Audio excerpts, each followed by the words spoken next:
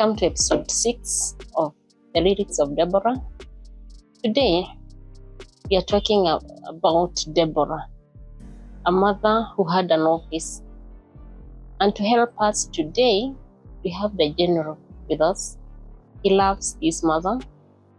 He can speak of her, and he can teach of her, and every mother would admire to be that mother.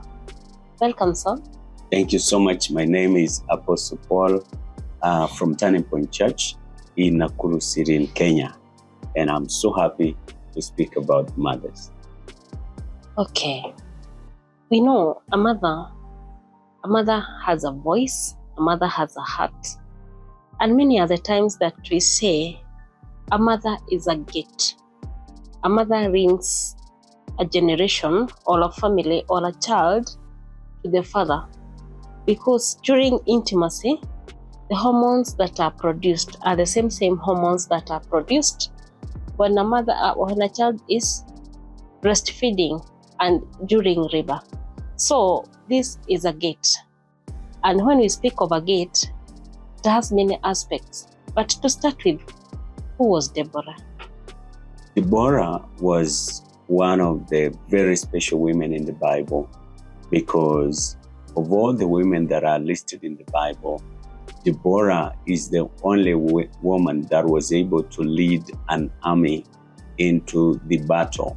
And she got into the battle and came out alive and with victory.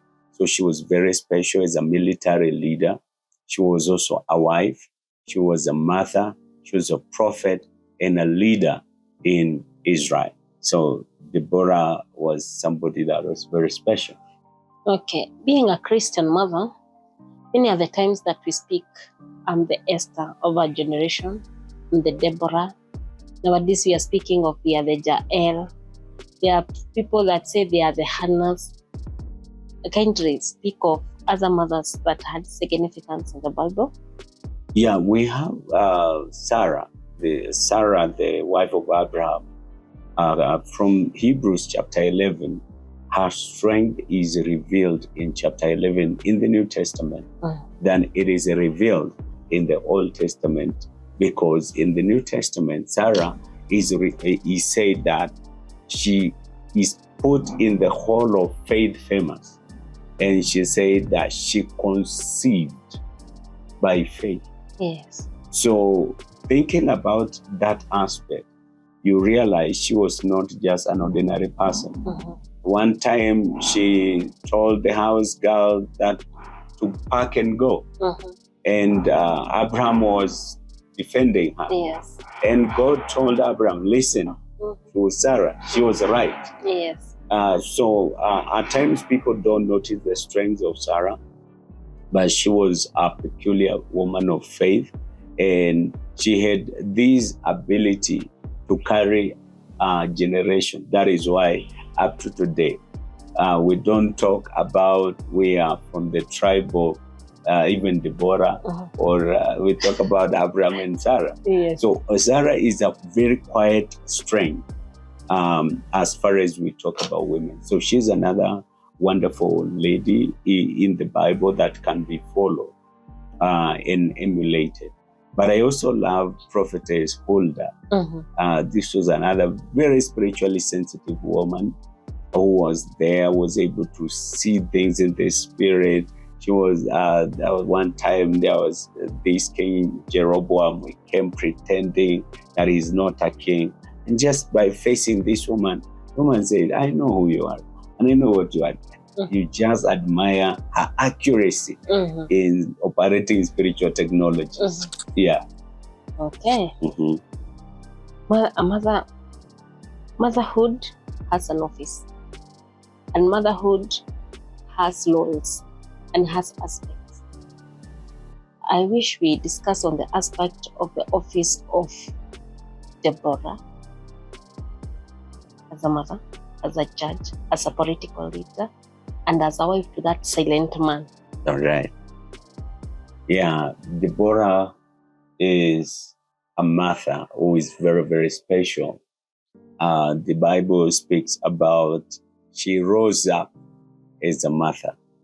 she decided that when the society was degenerating, she was going to stand up as a mother and make sure she mothered the whole nation back to God. So it's true. Motherhood is not gender sensitive. It is a quality. It is a nature. It is not in dressing. It is in formation. It is in understanding. It is in execution of a mandate in your generation. So when we talk about a mother, we need to understand there are so many women who can never become mothers. Just as there are so many women and very few wives, because a wife is an office. You become a woman by gender. But when we talk about mothers, it is not gender sensitive. Even biologically speaking, we know that for you to be a female, we talk about female chromosome X and the male is XY. We talk about everybody has an X chromosome. And there are women who subdue the X and they begin behaving like men. Being the wise. Yeah. So it is not gender sensitive. So when we talk about Deborah as a mother, we really, really learn a lot, because using her office as a mother, she was able to break a generational oppression using her office as a mother.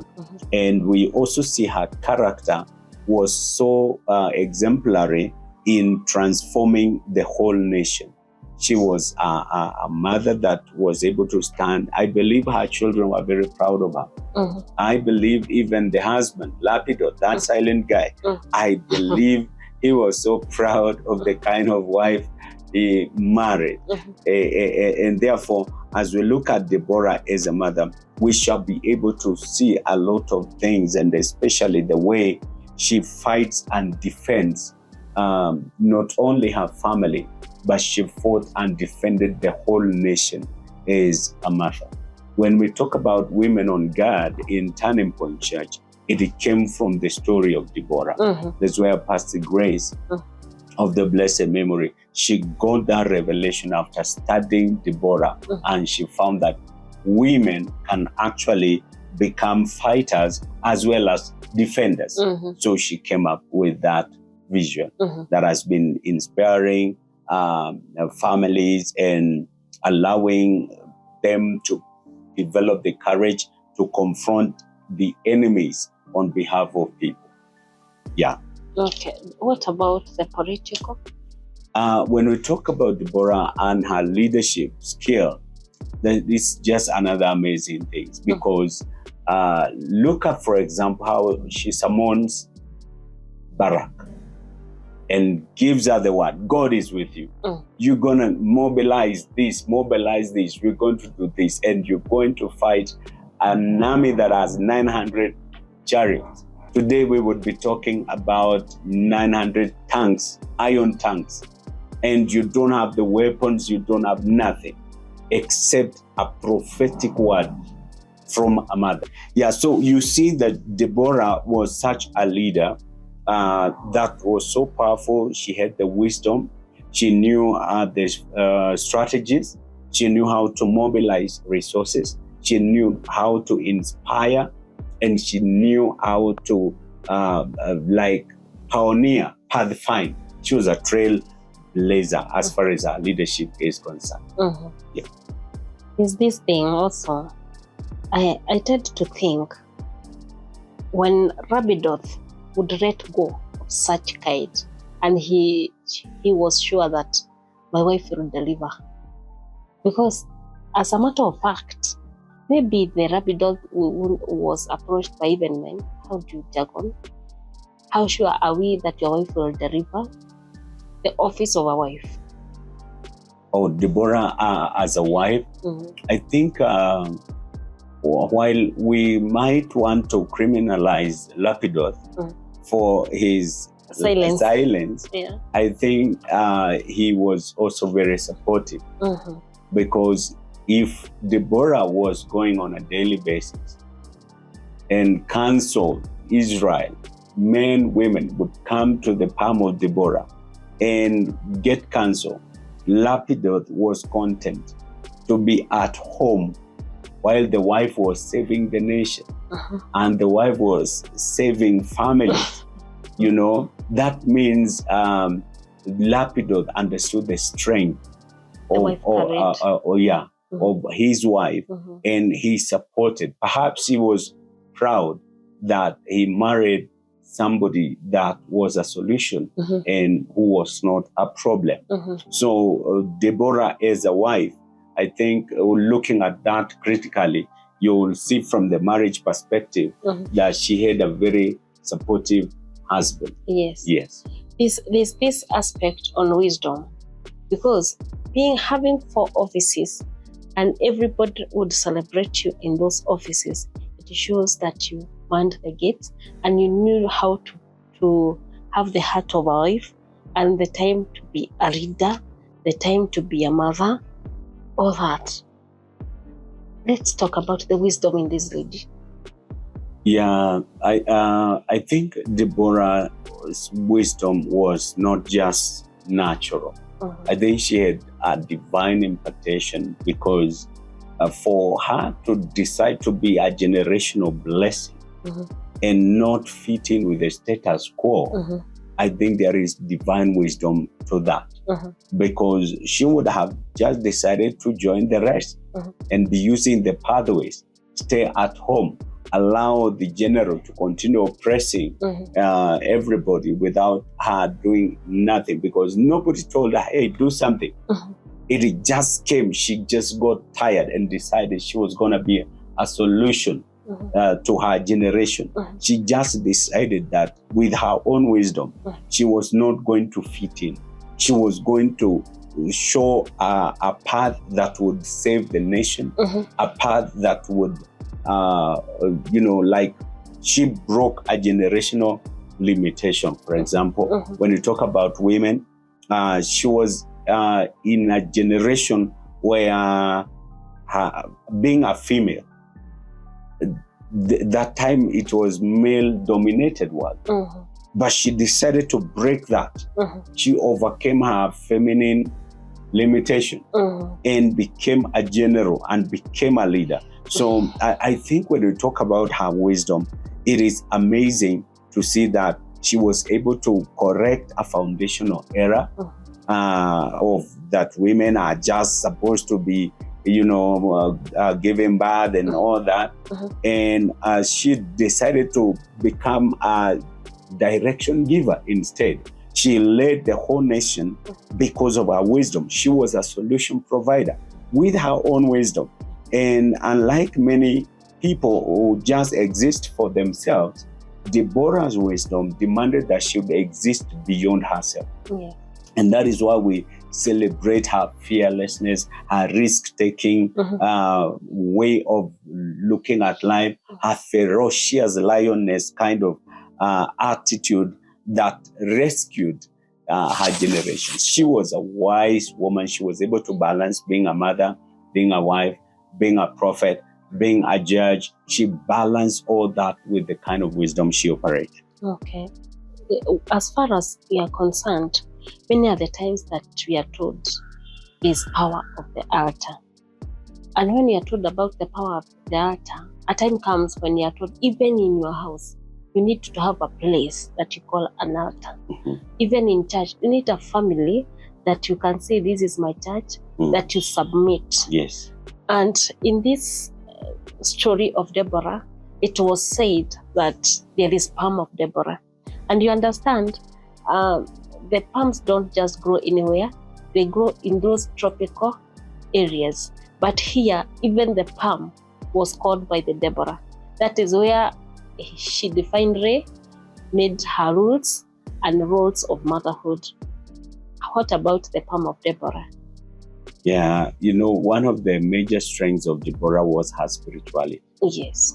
And she was a walking altar. She was a living altar during that moment. And her spirituality, that means she had a very buoyant prayer life. That means that she had that tangibility of divine presence. She carried divine presence during that time of being enslaved, being, put under control by the General Sisera. And we can tell that she must have had a very healthy relationship with God. And as a result, her spirituality was the one that stands out in her story. We see her prophesying, we see her guiding, we see her able to decode and command even natural elements like the stars during the battle. So she was not just any woman, she was an altar. And this is what I would recommend, that every mother, make sure you don't compromise on spirituality. Because as a mother, if your spirituality is wanting, and we have already established that most men are very slow in breaking through into that spiritual realm, where they can prophesy, where they can see what needs to be done now for the future of their children, then it is very, very dangerous. And I'm saying this from a point of where my mother was not spiritual in the beginning, but later in life, she became very spiritual. And her prayerfulness, I attribute what I am, who I am, to her cries. She used to pray very early in the morning, and she would mention us by name, beginning with the firstborn. And we are 9 in the family. So you can tell that prayer will take some time. Yes. She would pray and cry. Yes. And most of the time I would wake up and I would listen to her cry. And I remember as a young boy, one time I said, God, why can't you answer what mom is praying so that she can stop crying? Yes. Yeah, because I was feeling her sincerity. So I challenge every mother to just commit yourself spiritually. Be a living altar. Be a living altar like Deborah was. And you could save a generation. You could save your family. You could save a lot of destiny. Okay. Yes. So Deborah had a special place when it comes to God's eye. Absolutely. And she had this character that every mother or every woman in our generation should have. What are those characteristics that every woman would love to have from Deborah? Yeah, I think the first thing from Deborah that you would be able to learn is how to work with an over-congested schedule. Because she didn't drop ball anywhere. She was a wife. Lapidor, there's no say to be complaining. Yes. So that means Deborah, in spite of her spirituality, she still was a good wife. The children, she says she's a mother. We don't see the children of Deborah being mentioned as rebels or anything. We are told she was a mother. And she herself also says, I arose as a mother. She did not say, I arose as a prophet. Or a woman. So, or even a woman. She took the office of a mother. So I think that is something to notice. She continued being a prophet. She was a leader, I know that. And she was able to balance. And a lot of women need to understand balance. So how do you deal with your over-congested schedule? It is something that you can be able to learn from Deborah. Another thing that you can be able to learn from Deborah is overcoming premature contentment. You can overcome that aspect of just being contented with what life is offering. Because as I said, Deborah would have just fit in with the society. But she decided, no, this is too much. And she says, I arose. I, a mother, Yeah, so she decided there is more to life than struggles. There's more to life than complaining. She decided she was going to break that sense of arrival syndrome. And she refused to be contented in a situation that she believed something can be done. So that's another character that we can learn from Deborah. And another very important is take responsibility. If nobody is doing something, do something yourself. Because a lot of women are in a waiting mode. They are waiting for things to happen. They are waiting for somebody to come and do something. But Deborah was not that kind. She saw the problem and procured the solution. That is taking responsibility. Is another very, very wonderful character that we can take from Deborah. And another very important one is, records are meant to be broken. You can break the record in your family, in your generation. You can be a record breaker. I mean, she did not say because she was in a world that was male-dominated that she was going to allow her femininity to just stop her. She broke through. So break the record in your life and make things happen, just like Deborah. Okay. Thank you very much. Thank you for empowering us as mothers. And thank you for making mothers to understand that motherhood is an office. And that office has functions. And those functions, God is expecting you to execute your judgment, to execute your laws, and to execute the power that the office has. Until we meet again, this is really Deborah. Be that mother.